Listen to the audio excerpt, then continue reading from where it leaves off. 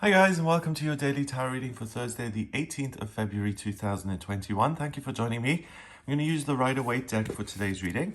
Let's see what the cards have to say and what energy is coming up for you. So the first card we have is the Page of Pentacles, Temperance, and the Ace of Cups. Okay, this is a really positive day filled with harmony and love. We've got the willingness to learn and to change your environment so that it suits you more. There's the potential for happiness and really getting somewhere in your life, or finding something that brings you great joy. So there's really the potential for happiness and love and peace in this day. The Page of Pentacles is a court card. He's a young boy who kind of shows up at the court and he says, you know what, I need a job. I'm 13 years old. I don't have any skills. Give me something that I can do and give me somewhere to stay. So they put him in the stables, or I don't know, they make him the court messenger. And he really has no idea what he's doing, but he's willing. He's full of energy. He is dedicated and he works very hard. So sooner or later, the Page of Pentacles really gets the hang of what he's doing, because he does apply himself very well. And he goes up the ranks. He becomes the Knight of Pentacles and then the King of Pentacles. Pentacles has to do with all the physical aspects of your life. So the amount of money you have in your bank account, where you live, how you feel in your own skin, what your daily routine looks like, if you have a stressful life or if you have a life that's just peaceful and contented and blissful. The King of Pentacles can change the circumstances around. He's made his decisions. He said, do you know what? I like going on little wine excursions, and I don't like to go to a tequila factory, as a stupid example. But he knows what he does, so he goes to wine tastings, and that's how he arranges his life. The Page of Pentacles doesn't know what he likes. All he knows is that things feel overwhelming and that he has a lot to learn.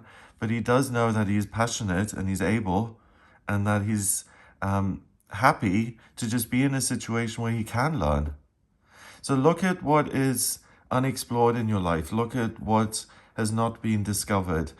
These kind of moments of clarity, they can come along at different points in your life. A big one is Saturn Return in astrology.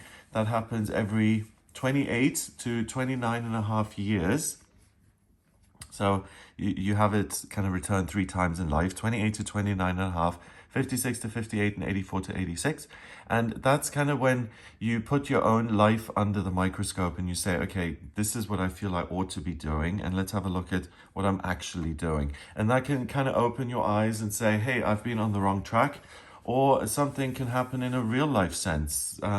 You have a big birthday, or you come out of a long-term relationship, and you really look at your life and yourself and your circumstances and you say, okay, it hasn't been everyone else's fault, and it hasn't been what I was given. I am noticing that certain things that happen to me in my life are repetitive, and they happen over and over and over again. And what is it about me that attracts that kind of thing into my life? What do I need to learn, or what can I learn from the circumstances and the experiences I've had? And how can I empower myself to learn from those experiences, and then to discover how to change them around and how to have different experiences in future, rather than saying, oh, everything is overwhelming, poor me, it's too much, I don't understand, I might as well just sit down and stare at nothing. So the card is really saying that you have this amazing aptitude and willingness to learn and to improve your life and to affect change, and to look at yourself as well and to see what part you've got in all of it, or what role you've played. So that's a really lovely kind of energy where you accept yourself and you just look at yourself and you say, okay, these are the facts. This is how I feel. That wasn't my intention. That wasn't the outcome I had planned. Okay, that's where we're at. We can't change it now. Let's look at the future in a productive, constructive way, and let's see we can change, or how we can change certain aspects of life so that they change. So you're really, the word humble is a little bit loaded these days, because it's not about humility. Oh yes, kowtowing and kind of scraping along. It's really just being willing for a moment to recognize that there could be something to learn. And I don't think that's a major newsflash for people on this channel.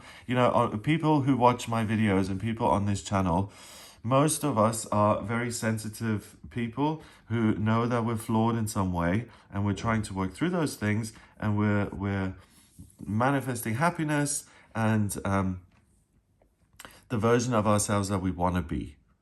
This isn't like a channel for investors in the London Stock Exchange and everyone's competing, and it's like getting blood from a stone to admit, or to get someone to admit that they said the wrong thing, or that they aren't the king of the world, or that they don't have all the answers.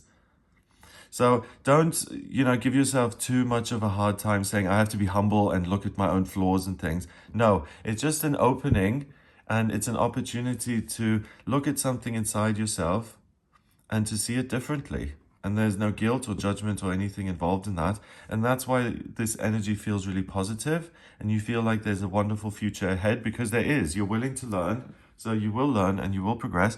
The Temperance card is about balance. It's about realizing that you're not just a physical being, you're also a spiritual being. And this angel intersects the two worlds perfectly. And that's why also you have this sense of calm and peace, because you realize you're not just one thing or the other, or that success or failure defines you. You are a multifaceted being, and therefore whatever you're experiencing is what's happening to you on planet Earth, but what's happening for you in spiritual truth is another thing. And those two combine, and that's why you're actually able to tread the path, because all your power is unified, and you're actually able to use it to learn and to move ahead and to improve your life. So the angel is balancing these two cups. The water is being kind of purified. One thing is lost, the other thing is filled. So it's this endless cycle of life. It's empowerment. It's striving towards something bigger. It's life, it's ideas, it's thoughts, it's purity, it's spiritual consciousness, and a desire to become the best version of yourself that you can be. It's how do I thrive and flourish? You go into the pool to kind of detox all the negative things, the things that you've invested in and that haven't gone anywhere. You let those go. You become willing to learn new ways of living and being and doing things. And you get to this place of enlightenment where things make more sense. So you're able to change your frequency to a certain extent by simply being teachable or willing to learn. Finally, the Ace of Cups is the gift of love from the universe. Love comes into your life. It's either spiritual love or love on a physical level, or you meet someone who is like a mentor and they've got it all figured out, and you love the way they are living their life, and you kind of attach yourself to them and you look at what they're doing. So someone can inspire you, that kind of love, or it's someone who needs help and who needs to be shown the ropes. And there could be kind of a loving, intimate, platonic, but love between you and that kind of person, where you're really giving of yourself, and it is selfless. All you want to do is show someone how to be better at what they're doing, to help someone improve, someone to hone their skills. And it can also be that someone in your life who's kind of on the periphery, so like a friend of a friend, or the niece of an aunt, or okay, like the butcher's neighbor's son, that kind of thing, comes into your life and really presents you with a gift, or shows you a way of getting out of a situation that you've been stuck in, shows you a way to detox.